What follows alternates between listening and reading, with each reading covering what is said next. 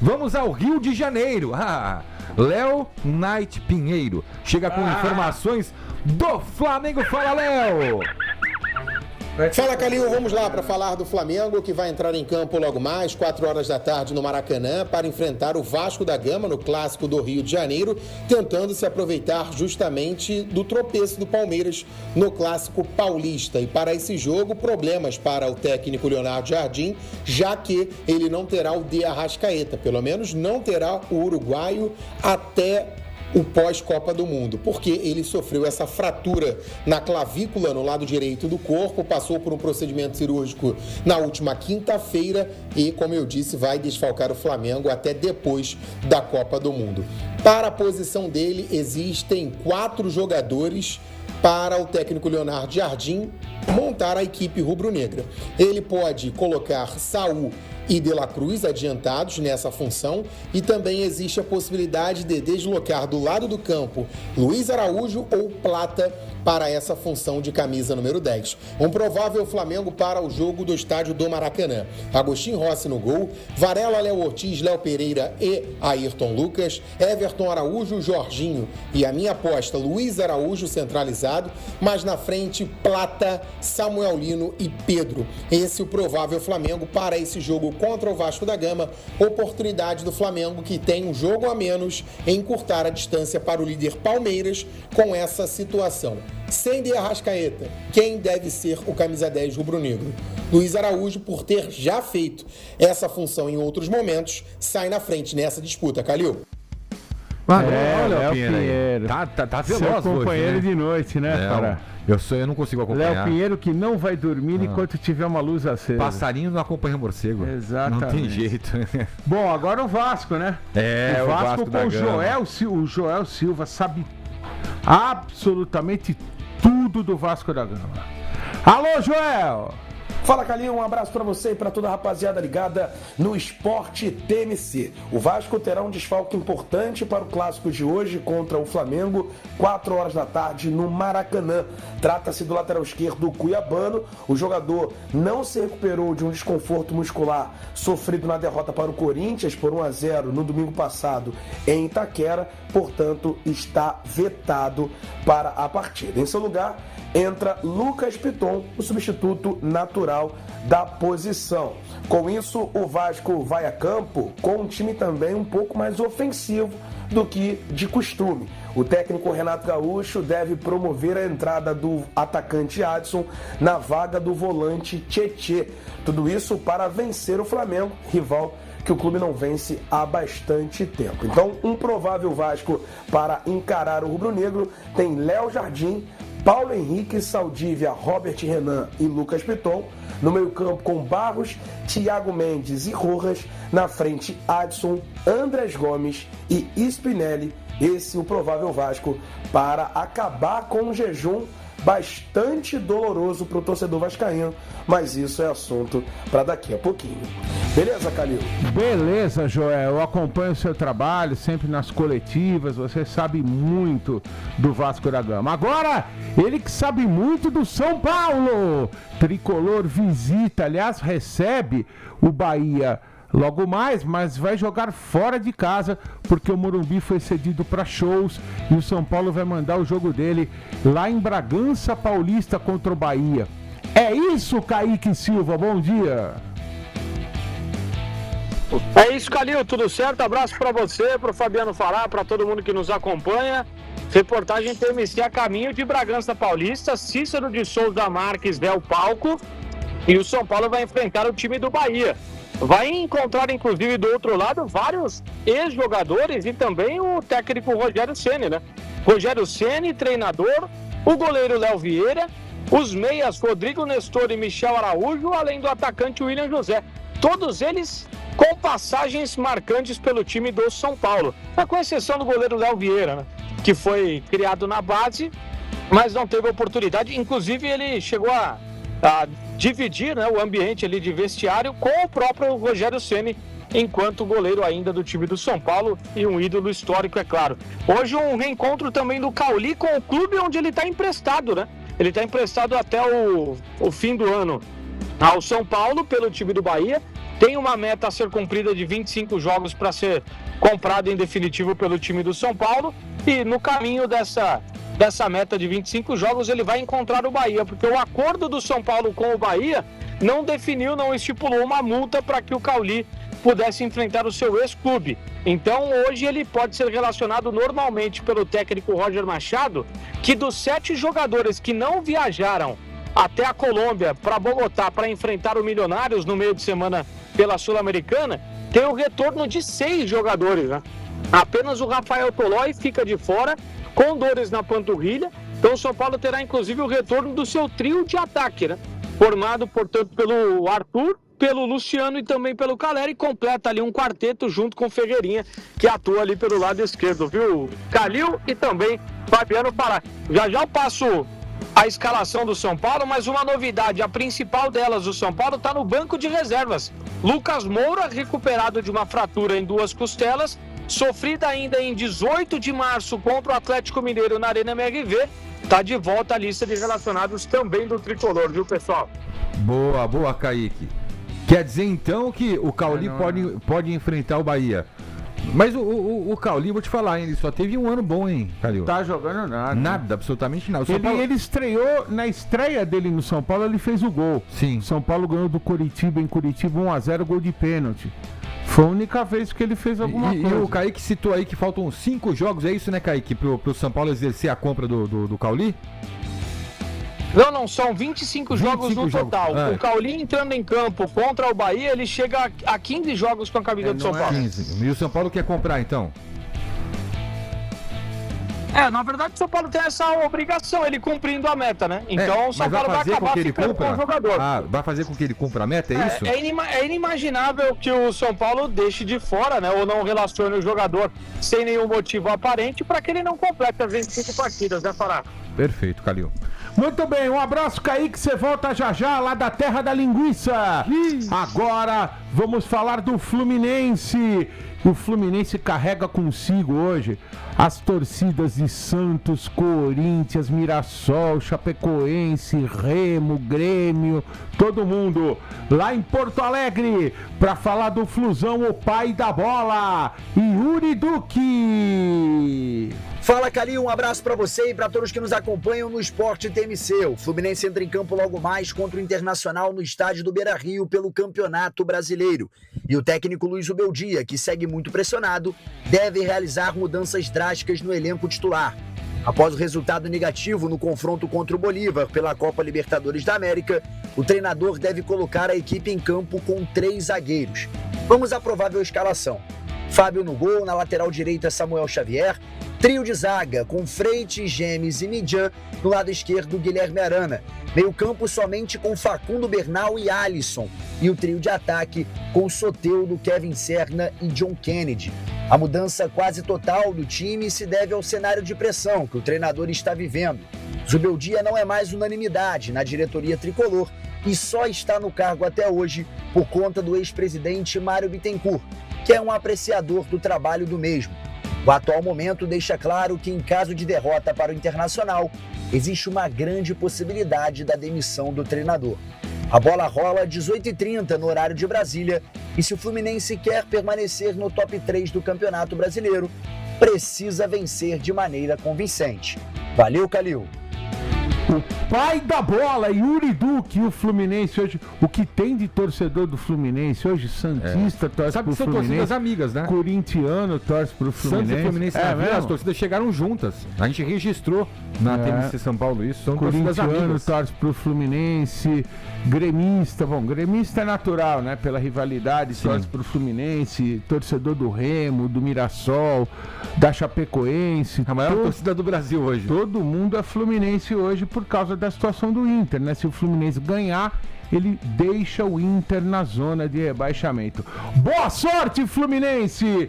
E agora, Fabiano Fará? Agora vamos falar do Corinthians, inclusive muita gente falando vai Corinthians no chat do YouTube aqui do Esporte TMC. O Corinthians, alô Marco Belo.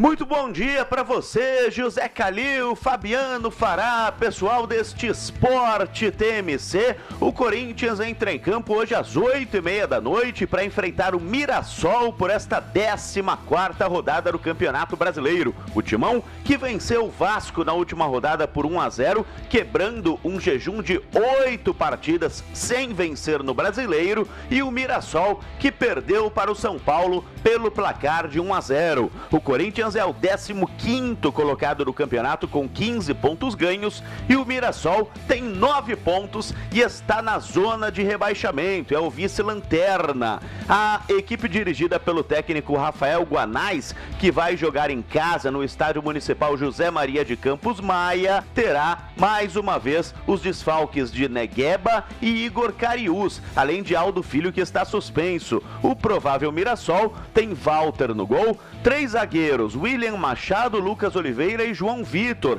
Aí na linha de meio de campo, com liberdade para atacar, Igor Formiga na lateral direita e Reinaldo na esquerda. Denilson e Neto Moura mais fechados e na frente Alisson, Carlos Eduardo e André Luiz, contra um Corinthians que não perde há 7 partidas com o técnico Fernando Diniz. Aliás, não perde e não toma gols. Ainda sem Memphis Depay, que não retorna para este jogo, sem Gustavo Henrique, Mateuzinho, André e André Carrijo, que estão suspensos, além de Choca, Charles, Vitinho, Kaique e Hugo, também machucados, além do Memphis Depay. O Corinthians deve ter Hugo Souza. Ranielli treinou mais uma vez improvisado na lateral direita, apesar de Pedro Milans estar à disposição.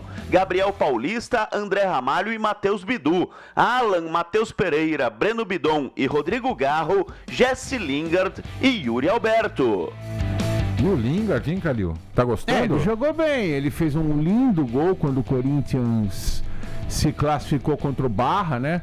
Na Copa do Brasil, e fez o gol também na quarta-feira numa jogada do Yuri Alberto. Não, ele tá começando a entrosar com os companheiros, né? Porque não é só a questão da adaptação, do cara nunca ter jogado aqui, mas às vezes é um entrosamento, é entender onde o jogador quer a bola, onde o companheiro quer a bola, aonde Sim. ele tem que se posicionar para receber a bola. São detalhes que só o dia a dia dão para o jogador. E o Lingard está se adaptando bem, está jogando bem. Uma boa surpresa, aquele Zacarias Labiade também não está mal, não. Acho que o Corinthians fez algumas contratações que vão ajudar na sequência da temporada. Bom, agora para fechar o nosso giro, antes do intervalo, o HD, o Henrique Dias, nosso comandante técnico, fica de pé. Porque agora nós vamos chamar... mão no peito, porque agora nós vamos chamar as notícias do Esporte Clube do Recife, hein? Tem que falar o nome certo. Não é Esporte Clube Recife. É do Recife. É Esporte Clube do Recife, não é isso, HD? Esporte Clube do Recife. Assunto para Carlos Miguel.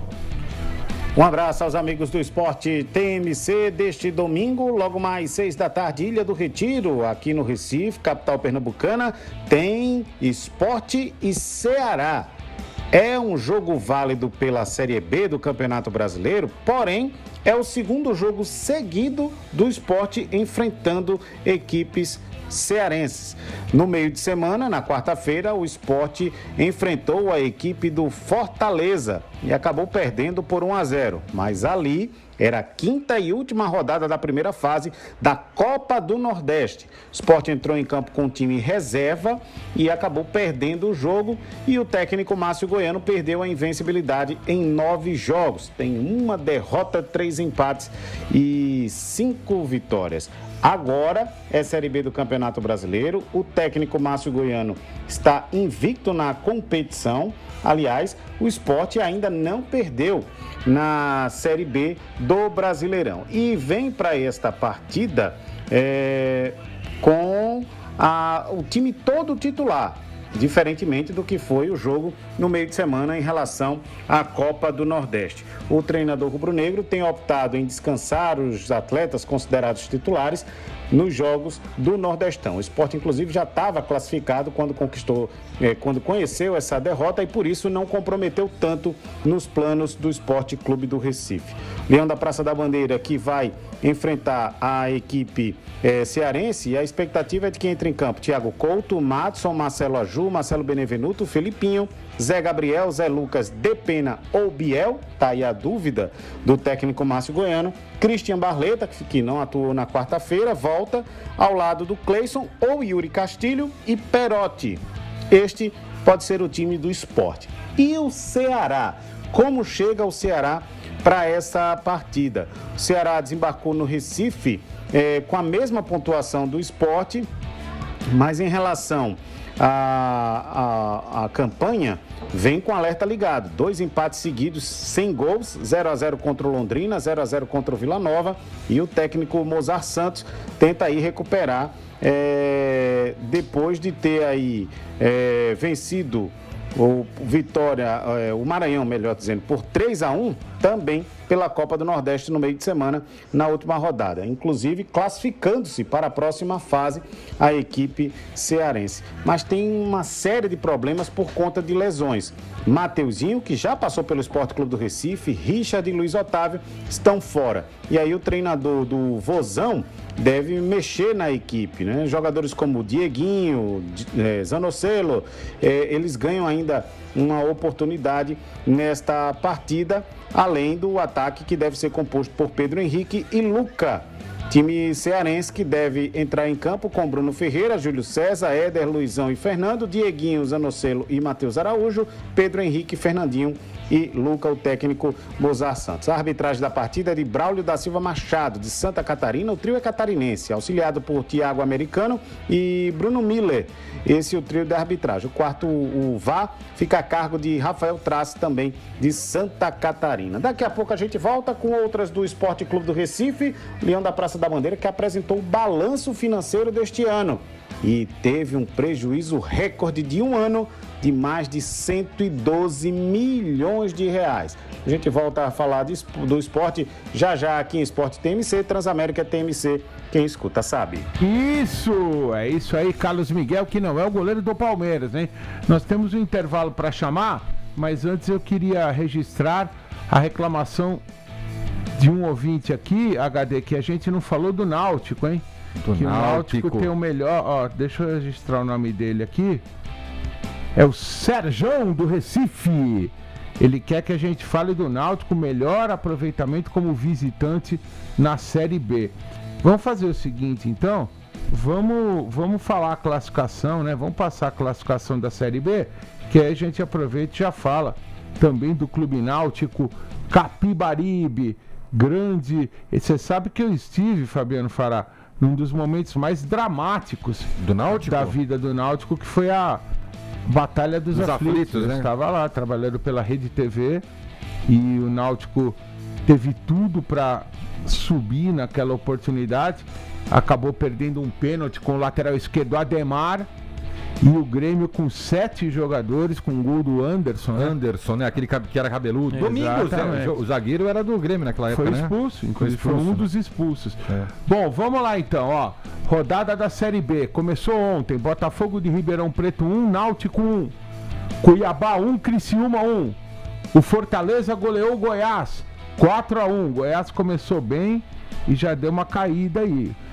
Aí hoje nós teremos no estádio 1º de Maio, em São Bernardo do Campo, na Vila Euclides, o São Bernardo recebendo a Ponte Preta. Teremos hoje no Germano Krieger, em Ponta Grossa, Operário e Londrina, ó, clássicos regionais aqui, né? São Bernardo e Ponte Preta, um clássico paulista. Operário e Londrina foi a final, inclusive, do Campeonato Paranaense. Jogam hoje no Germano Krieger. Às 6 horas, como o Carlos Miguel já falou, o Sport recebe o Ceará. Às 6h30, no Antônio Ascioli, o Atlético Clube Goianiense recebe o Juventude. Teremos ainda hoje às 8h30 América e CRB no Independência, em Belo Horizonte. Ainda hoje às 8h30 o Avaí enfrenta o Novo Horizontino na Ressacada. E amanhã, jogo único, isolado, o Vila Nova, lá no Oba, no Onésio Brasileiro Alvarenga, recebe o Atlético de São João del Rei, do técnico Alex. Agora, você que gosta de... Temos um intervalo para chamar, né? Temos, mas eu gosto do que, Calil? Histórias de Copa do Mundo. amo. Então, toda vez que eu falo de um jogo do Estádio Independência, olha aí, HD, essa é mais uma boa, hein? No Estádio Independência, em Belo Horizonte, na Copa de 50, aconteceu a maior zebra da história da Copa do Mundo, que foi no jogo Inglaterra e Estados Unidos. Porque o que aconteceu? A Inglaterra é o país que inventou o futebol. E é a primeira Copa que a Inglaterra disputava, porque ela não disputou em 30, nem em 34, nem em 38 por divergências com a FIFA. Ela disputou a Copa de 50.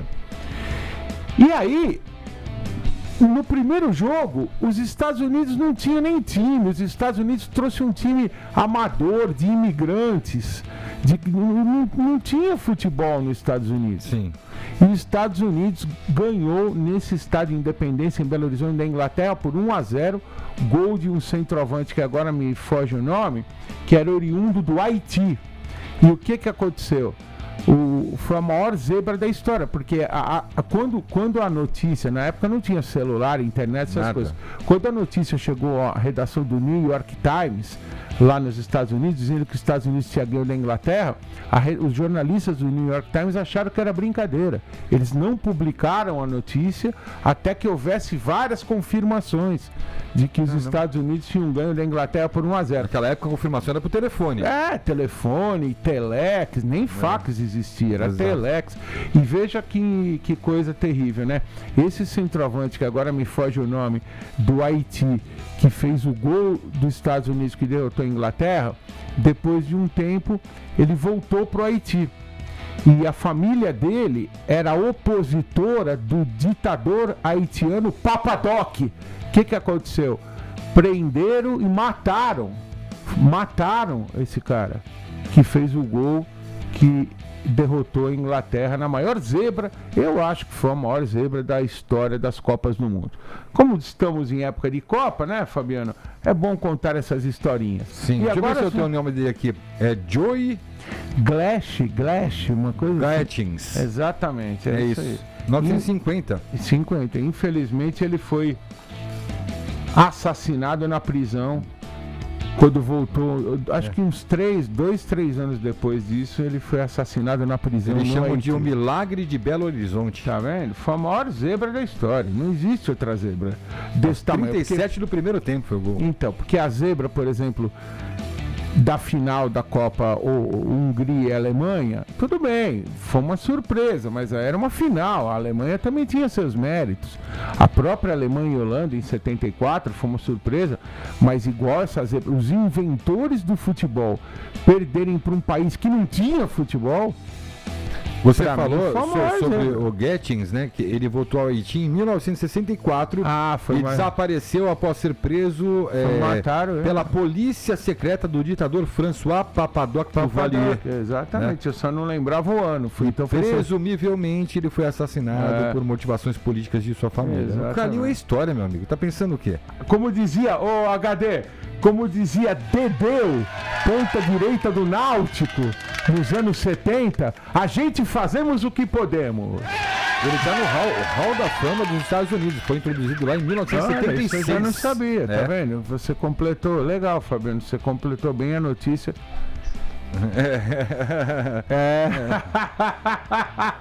O HD falou que o Carlinhos Bala, que jogou no Esporte, falou assim, no Santa Cruz também, diz que ele falou: a mão que aplaude é a mesma que vaia. Isso é boa demais. Pô, mão não vaia, cara, que vai a garganta.